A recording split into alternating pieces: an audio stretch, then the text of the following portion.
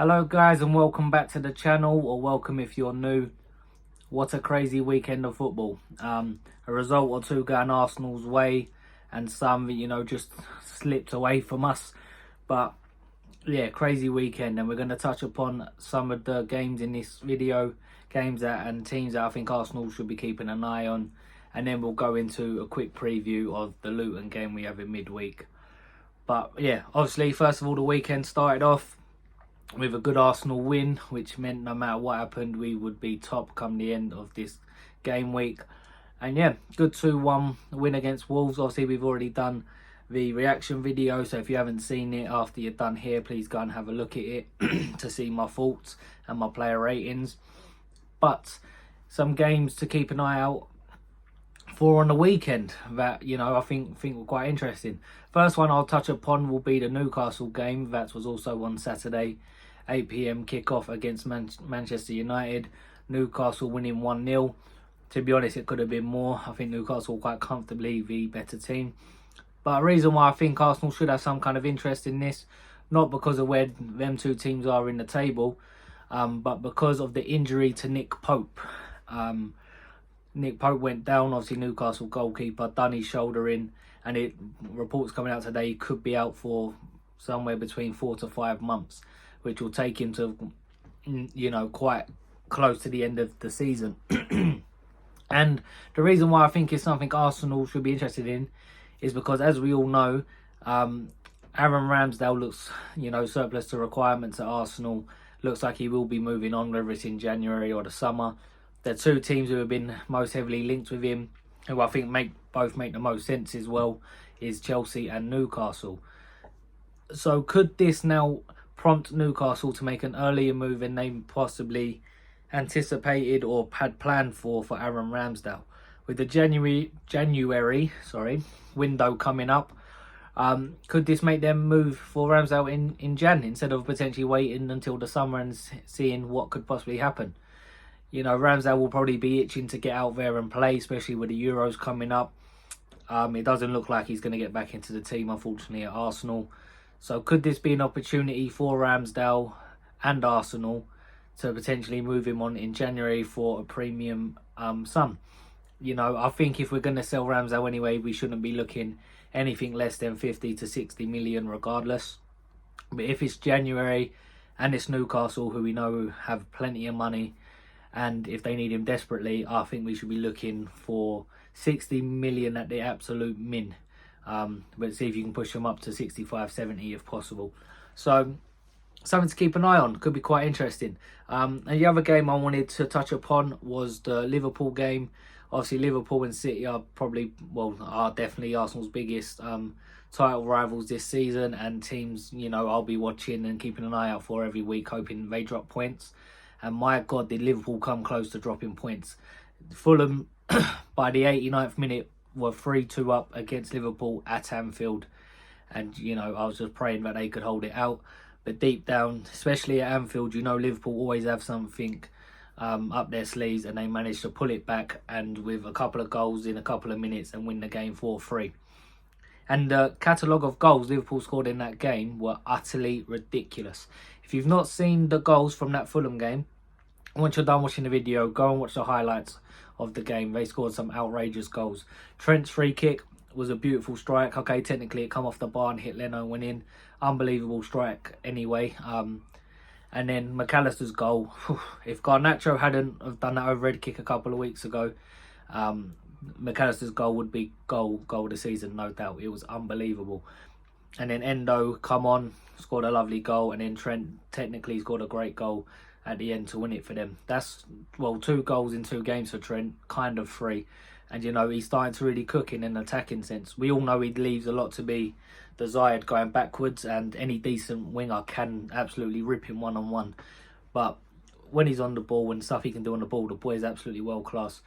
But things I think that Liverpool may be slightly concerned about, I feel like they do concede too many chances. They do let too many turnovers happen. They rely heavily on Van Dijk and Alisson to, when he's playing, obviously he's injured at the moment, to get them out of jail sometimes. And I think the lack of a real good number 6 could end up costing them in the title race. I think they've got a lot of attributes and a lot of things to worry about, especially from an Arsenal point of view. You know, having Jurgen Klopp, having players who have experienced winning the Premier League, and having some genuine world-class players like Alisson, Salah, Van Dijk and Trent. So, you know, calls for Arsenal to be concerned, and, you know, we have to be right on it every game because Liverpool and City are obviously fantastic teams. But I'm looking at Liverpool, and I'm thinking, do they concede too many chances? And, you know, the goals they scored yesterday, they were all outrageous goals. You don't score them goals every week.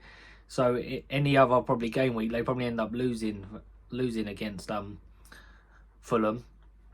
And, you know, then we're talking about something different. However, saying that as well, if Alisson was fit, I think he keeps out minimum one of them Fulham goals, but definitely, yeah, 100% one of them, but possibly two of them, sorry. So, yeah. But, yeah, reasons to be optimistic that we can potentially get at Liverpool when we go there on the 23rd of December. But also reasons to be very, very cautious. The other game I wanted to talk about was obviously the City game. Drew 3-3 with Tottenham. Was a good game. And Joe, I've got to give credit to Spurs. Obviously, I hate Spurs being an Arsenal fan, but they have been brilliant this season. And the fact they went there with a very weakened team, managed to score 3 against City, I can only applaud that. Fair play to them. But the main thing I want to talk about, to be honest, is the controversy at the end. Obviously, Haaland picks up the ball, he gets fouled. The ref plays the advantage. Haaland puts the ball in behind for Grealish. Grealish is basically through on goal. And then the ref blows up, leading to the Haaland going crazy at him, as you can see in this photo. And later on, when Haaland got back in the dressing room and he saw the clip back, leading him to quote tweet a Man City fan account channel saying WTF, which we all know what that stands for. He should be looking at the chance he missed, really, the open goal, and maybe quote tweeting that, because it could have been a different game if he scores that. But yeah, crazy decision from the ref. I don't understand these refs in this country. VAR's shit. I hate it.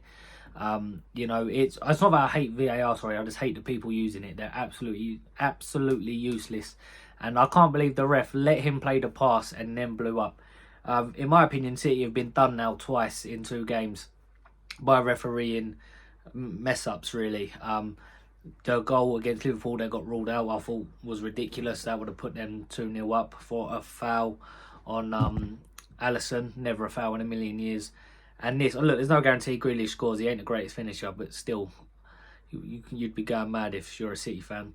Reasons to be concerned if you're City, though. They're conceding way too many goals at the minute. They conceded 10 goals in 4 games. And for a Manchester City team who have Rodri, Diaz, Akanji, Gvardiol, Walker, Ederson, it doesn't tend to happen. So, could be something to keep an eye on. But when it comes to the business end and City need to kick in and go on a run to win the league, I'm sure City will. I can't see us or Liverpool beating them to the title, personally. But the reasons to be optimistic. And, you know, they've got a potential banana skin game midweek against Aston Villa away, where they will be without Rodri, as he's suspended again. Jack Grealish will be suspended, and I think Doku may be injured as he come off against Spurs, so who knows. So hopefully Villa can do something for us. But yeah, just a quick preview of the Arsenal game. Luton away on Tuesday. In theory, on paper, probably 98 times out of 100 it's a standard win, but you can't go into these games thinking like that, especially when they've already caused problems for teams at home this season. Liverpool got a 1-1 draw there and was very lucky. I think they scored Liverpool in maybe north of the 89th minute. Of course, they had chances before that where, you know, they should really score, but Luton make you work for it. They do ride their luck at times. Against Spurs, I remember Spurs should have been probably about 4-0 up within 10 minutes, but they wasn't. They only managed to get 1 goal. Then Basuma gets sent off. Then, you know, it ends up a different game, and it was touchy in the end, but they managed to end up winning. I think 2-0 they might have won that game. Can't actually remember. But yeah, it's a game that Arsenal need to be switched on. Really switched on. We've never actually won away at Luton in the league, so that's a hoodoo that I'm sure Arteta's going to want to break, in a record he's going to want to make right. And it's one we should make right. If we want to win the Premier League, you've got to be getting 6 points against the newly promoted team. So we've got to go there and turn them over. And if we play anything like we're capable of, then I imagine we will turn them over.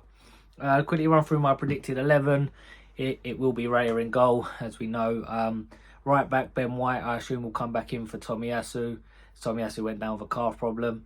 Arteta did do his conference today, and it sounds like Tomiyasu's problem shouldn't be too bad. He could even make the squad tomorrow.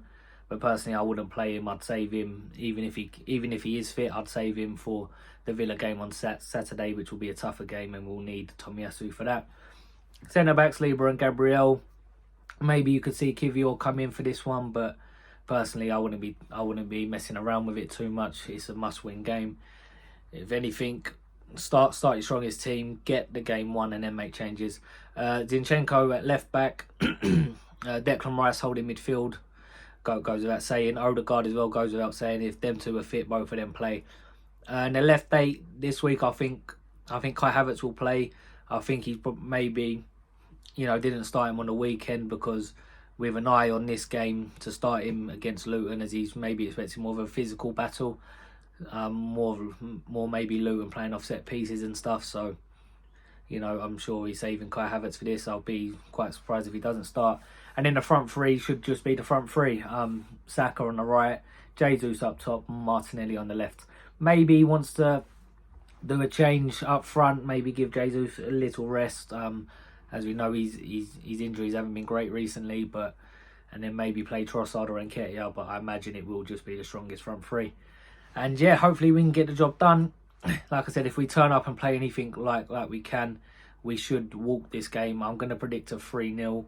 Hopefully get it done early and get some changes because we've got a really tough game on the weekend. But I'm not saying this being arrogant. We've got to be on it, because if we're not, we will come unstuck. And it's a game you can't afford to come unstuck in. So I'm sure Arteta's drilling that into the boys. And hopefully it will be a nice, comfortable Tuesday evening win. And then we can sit back and watch the others play on Wednesday and Thursday. But yeah, let me know in the comments what you think. Do you think Ramsdale should be sold or will be sold? Could you see Newcastle coming in for him? If so, how much? Do Liverpool have any weaknesses in City, or am I wrong? You guys give me your feedback and tell me what you think. I'd love to hear your guys' opinions and what you would do with the starting 11 and what you think the score will be for Arsenal on Tuesday. Also, if you want me to do any other different videos, please do write them in the comments and I'll try to get around to doing them. But yeah, please subscribe, like, comment and share with everyone else, with all of your friends who you think will like it. It will mean a lot to me.